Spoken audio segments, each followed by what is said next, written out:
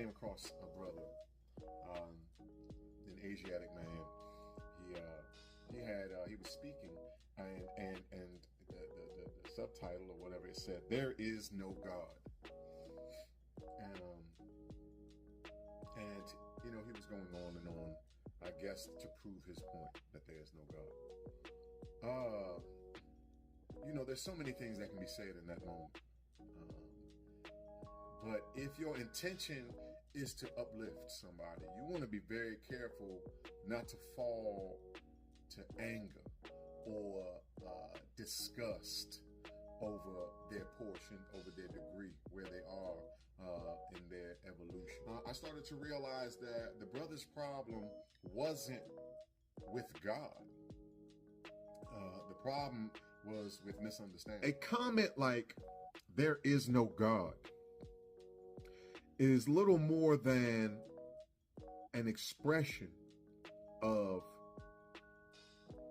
a side effect of misunderstanding. We have ideas about our Creator. We have ideas about the great God, the Father of the universe, the author, the creator, the governor of the worlds. We have ideas. We build these ideas in our soul. We build them. A rule about building is, first you need to lay a foundation. The foundation, when we're talking about building something in the mind, the foundation for any structure is always called understanding. Understanding is made of meaning.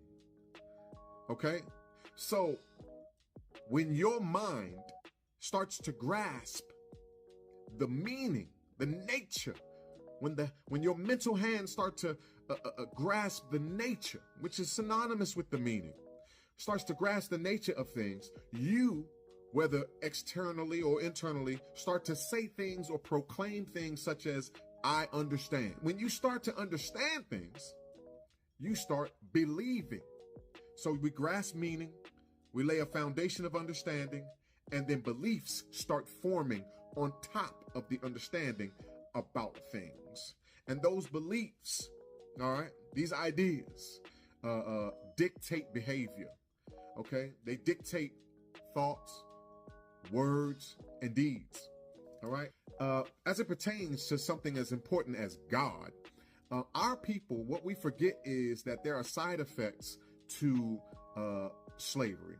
Our people didn't just suffer physical slavery. We suffer today from the legacy of physical slavery, which is known as mental slavery. When you are mentally enslaved, that means your own true idea, your own living idea of who the Creator is, who you are in relation to the Creator, your purpose in life, things of that nature, right? And your customs and cultural particulars and traditions, things of that nature that help to keep the idea alive in your mind from generation to generation, all right, etc. These things, when mental slavery is a fact, it is because these things have been removed. So with that said, new foundations of understanding, which cause belief, which dictate behavior, are being handed over based off of someone else's interpretation. Interpretations that have been put together for the sake of enslaving a mind and maintaining the mind in that position of enslavement. So we have to be very careful when we are accepting interpretations from people who are not our own and using these interpretations to formulate understandings which dictate beliefs, which ultimately dictate behaviors, which lead to conditions and circumstances that would have us saying things like, "There is no God." You have to understand that as it pertains to the Creator, which is infinite and could not be truly circumscribed by the finite minds and finite modes of expression of man, is spoken of always, is spoken of in parables, similes, similitudes, anthropomorphisms. And since he's being or she's being spoken of in that way, we need interpretation. We need loving guidance from without, and we need to establish an introspective study habit so that we might receive loving guidance in the form of divine interpretation from within. Then you get into formulating life-saving ideas. Then you get into formulating cultivative ideas. Then you get into progression instead of regression. The only reason why someone would proclaim such a thing as there is no God is because due to misinterpretation, due to acculturation, the manipulation of one culture by the forced introduction of another, due to these types of occurrences, someone has accepted a misunderstanding in the place where understanding should be, and now they have lost conscious sight of the connection between themselves and the Creator.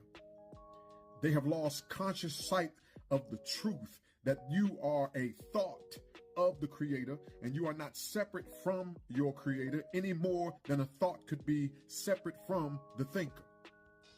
The only reason why a man would proclaim there is no God is because that man doesn't know where is his God.